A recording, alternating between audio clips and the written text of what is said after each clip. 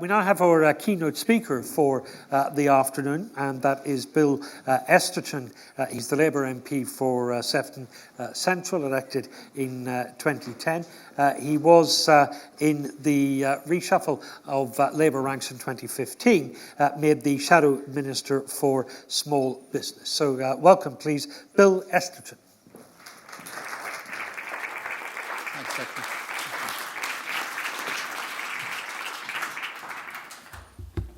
Well, thank you very much, Declan, and it's great to be here. But I represent a constituency in Merseyside, and the thing I will say at the start, and I make no apology for saying this, I've spent over the last 6 years since I was first elected a lot of time working with the families who were affected by the Hillsborough disaster, and today is a very, very significant day with the announcement of the inquest jury, which clears the fans of all responsibility and makes it quite clear that this was an unlawful killing of 96 people who went to see a football match. And I apologise for raising that here today, but it is such an important issue for any MP who represents Merseyside, and this was the first opportunity I've had to say that in a public forum.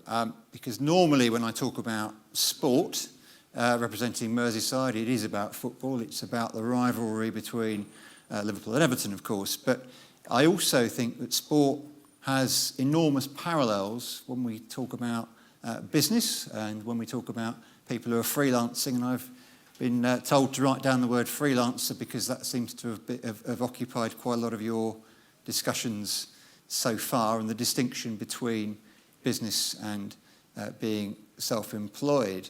And I think that it is really important as government, looking at the analogy with sport, that government provides the kind of level playing field and is the referee in the business sector, and that we have an enormous responsibility to provide support as the fans of businesses large and small. And so I will say a little bit about the overall picture of what I think should be government policy before moving on to some of the specific areas around being an independent professional who is self-employed.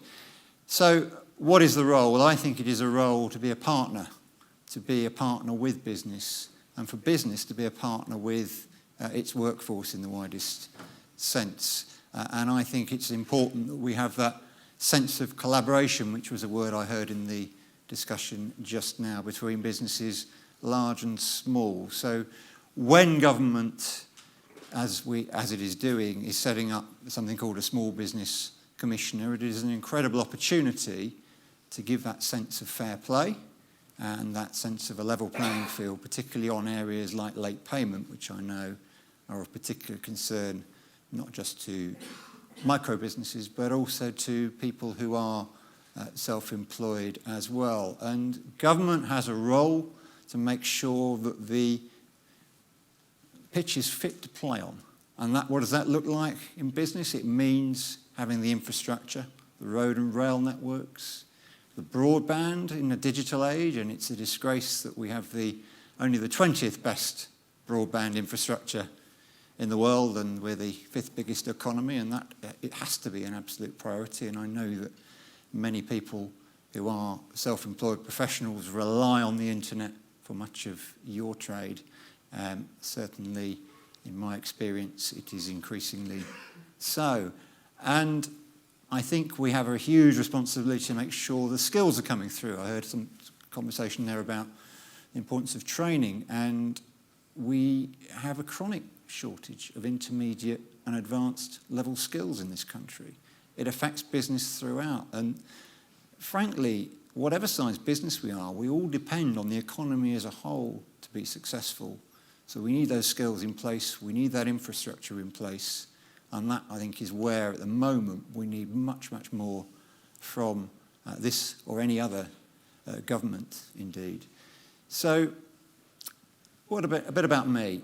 Before I became an MP in 2010, I supported my wife, who at the time was running a small business. She now operates effectively as a freelancer again, which is how she first started over 20 years ago as a training professional who'd had enough of corporate life, went her own way, found other associates to network with, to work with, to build opportunities with. And she then decided to grow her business, and at one point I then went to work with her, and we employed up to 14 people at any one time. But for some people, they start out as freelancers and they grow a business. For others, and I think we heard the contrast there in that last discussion, others prefer to stay on their own and perhaps to network with others rather than to employ people. And employment is a challenge for any small business to take on. That is certainly the case.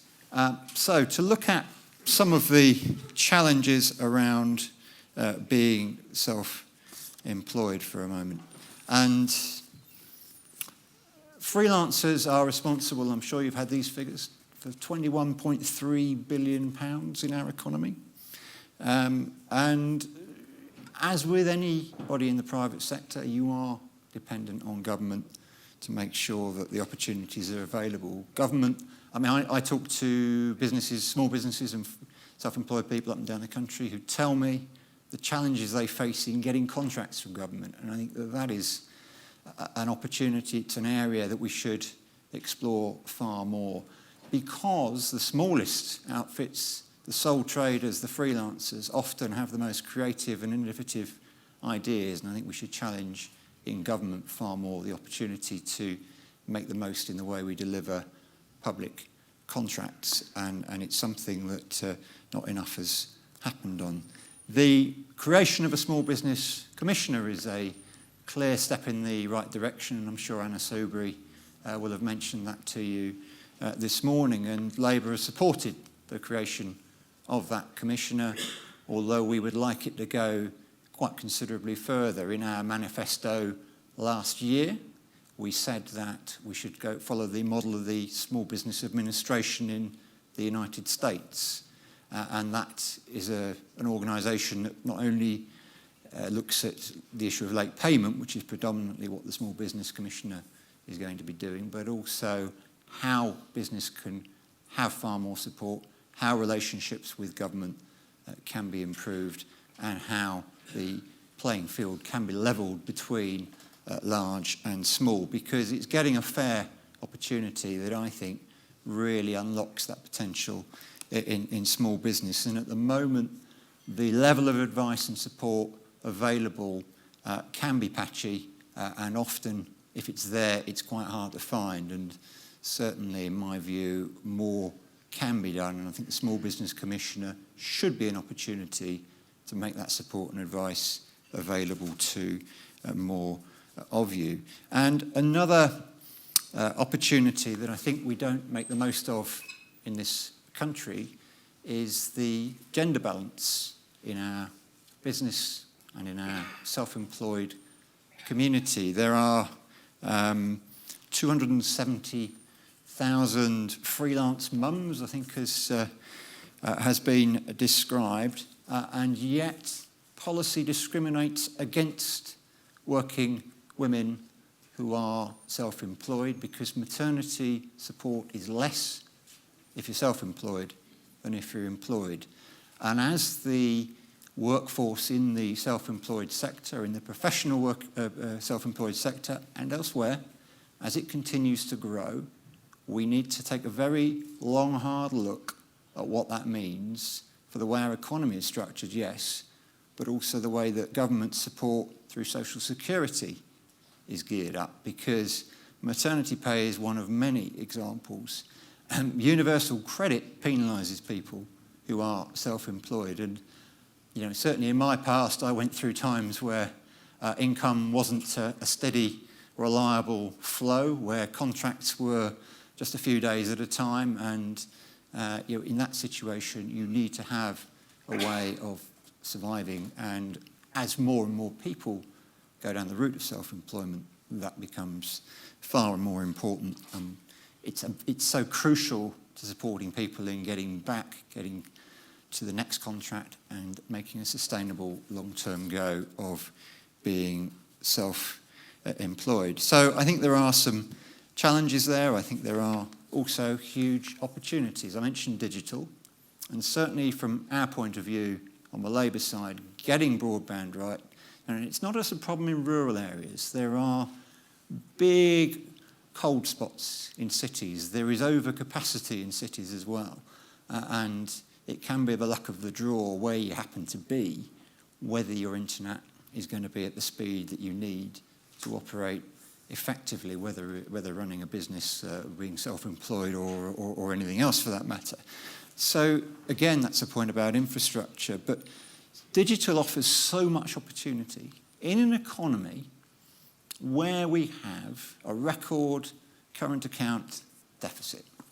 We have to look at the successful opportunities that are available for us to trade our way forward, because otherwise the economy will continue to struggle, and we have to export more, and we have to use the tools available at our disposal. And I think that certainly the internet provides that one of the best tailor-made opportunities. It provides that opportunities, I mentioned working mums, it provides that opportunities for people with caring responsibilities as well. And so that should absolutely be one of the priorities of government in its partnership that is so crucial to the future success of this country, of businesses and of freelancers alike. So,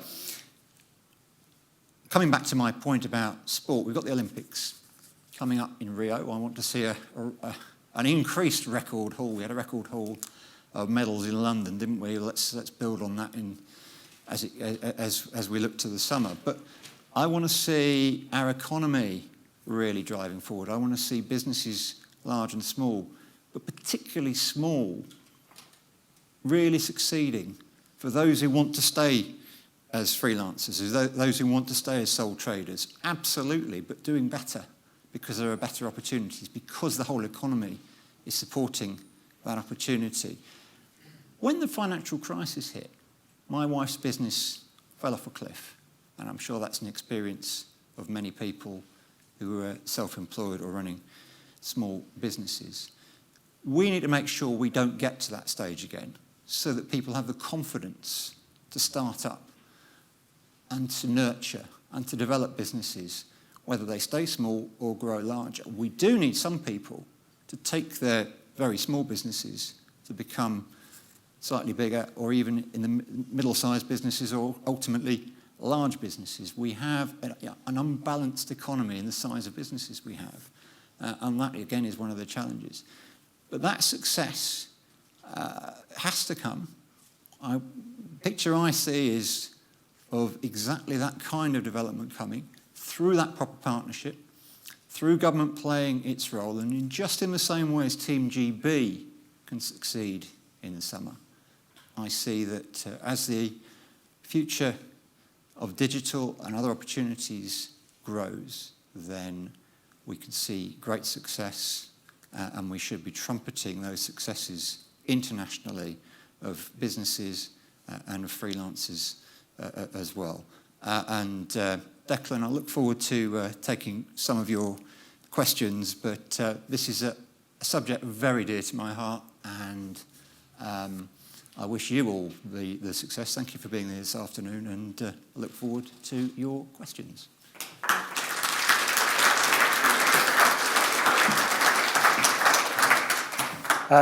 Bill, thank you very much, and I think people will be pleased to hear that you have your personal experience of self-employment and running a business, and that you've also identified some of the key themes that the conference has discussed today. So if you have a question for Bill, please put your hand up and we'll get a microphone to you, and we'll take your question or your observation. One right here at the front from the gentleman in the blue shirt. Just wait for the microphone, sir, and when it reaches you, tell us who you are and if you represent any particular organisation. Yeah, I'm Phil McCauley. I'm a freelance, as a matter of fact, and I raise money for businesses. And what I wanted to do is ask Bill about access to finance, especially for freelancers and for small businesses. What can we do to make banks loan again, to have some capability to smooth out the difficult cash flow positions that a lot of individuals face, where they may work for a long period until their payday, but they have life to run and operate? What can Labour do about that?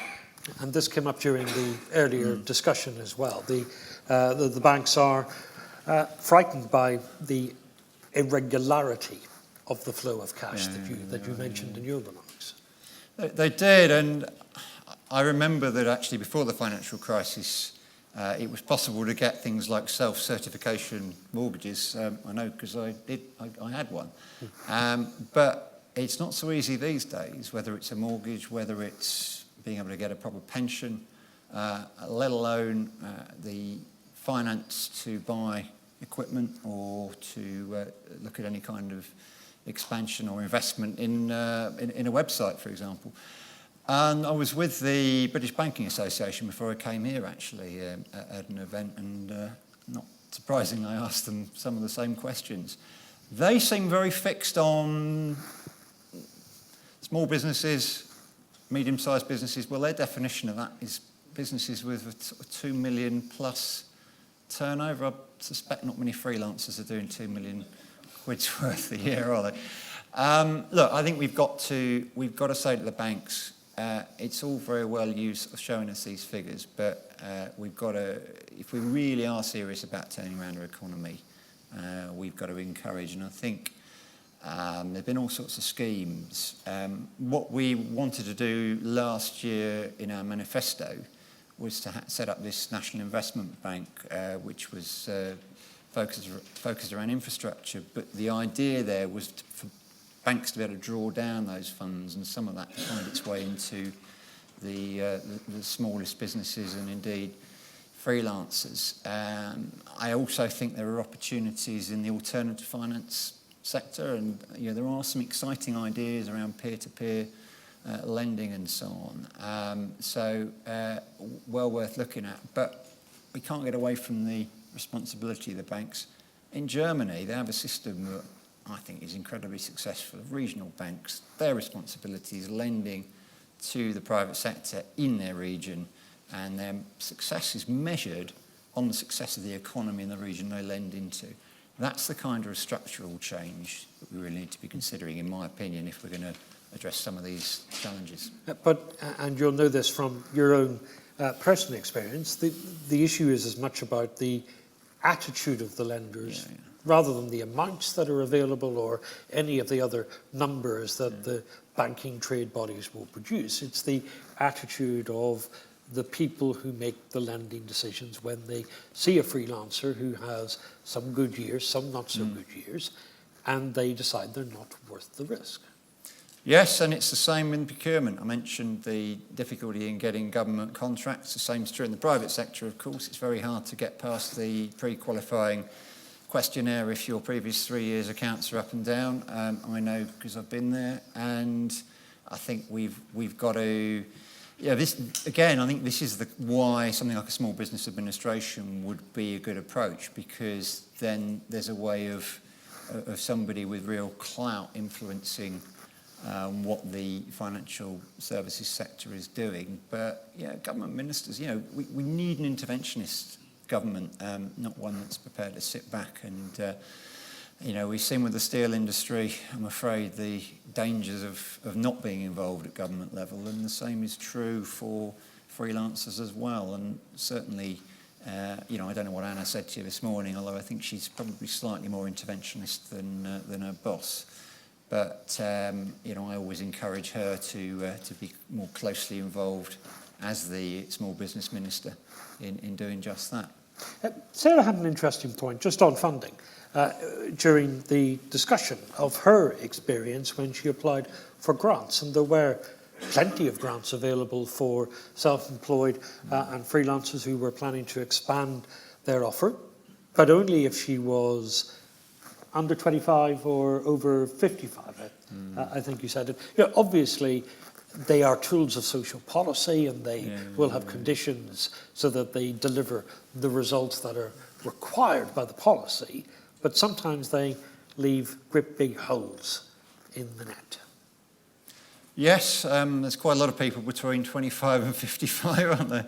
I mean, to be fair, the Prince's Trust, which is a good source of funding for under 25s.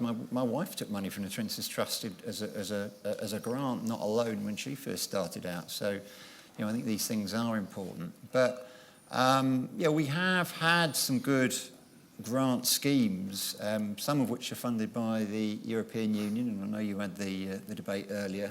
And certainly, I think we have to stay and continue to make the most of our membership for the wider economy. But there have been some very successful schemes like the Growth Accelerator, and I know not everybody wants to grow, but for those who want to, those schemes were incredibly successful, both for the businesses involved, but also for the local economies that benefited as a result.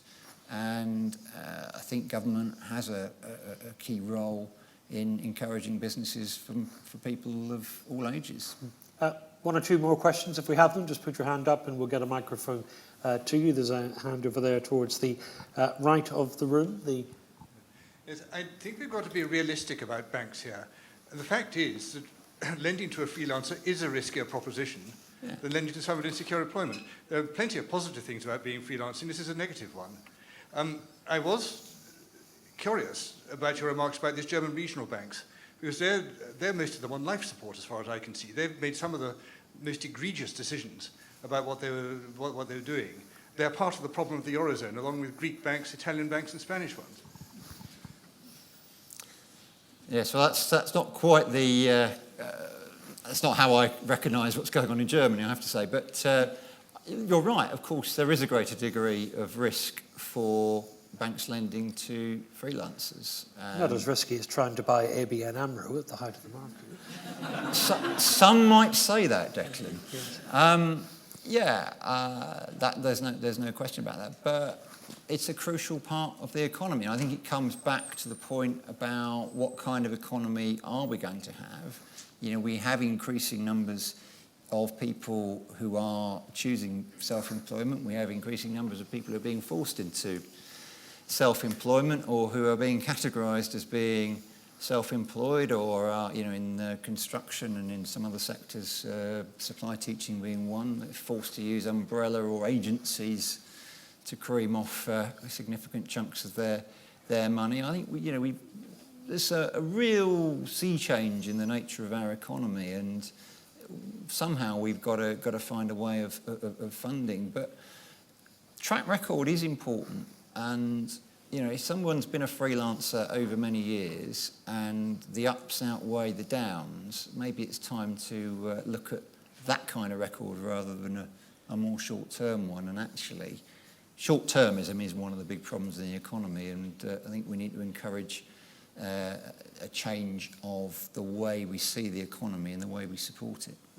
You mentioned there people, and forgive me if I'm misremembering what you said, you talked about people being forced into freelance. And as you were saying that, it made me wonder if some in the Labour Party still think of freelancing and self-employment as a second choice substitute.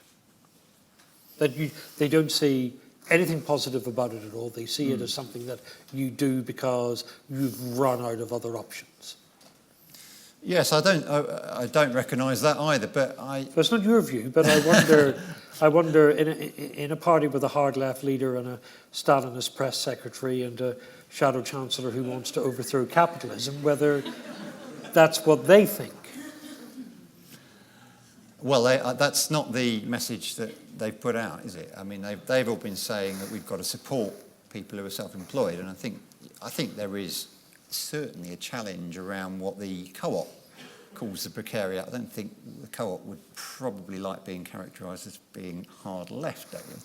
But there are a lot of people for whom being self-employed is really, really challenging, and for whom self-employment. Look, I meet constituents who are encouraged by the Job Centre Plus to try self-employment, and they have no idea what they're letting themselves in for, no skills, no training, certainly no funding other than the very limited amount you get on benefits, and they end up in an even bigger mess than they were in.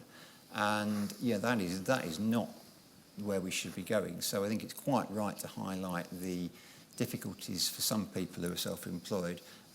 But yeah, we've got to, my job is to champion those who are successful, as well as highlighting the challenges, and try and make life as good as possible for as many who choose this route as I can. Yeah, absolutely. The importance of highlighting the challenges is enormous. What, if you were the small business minister, would you do to resolve some of those challenges?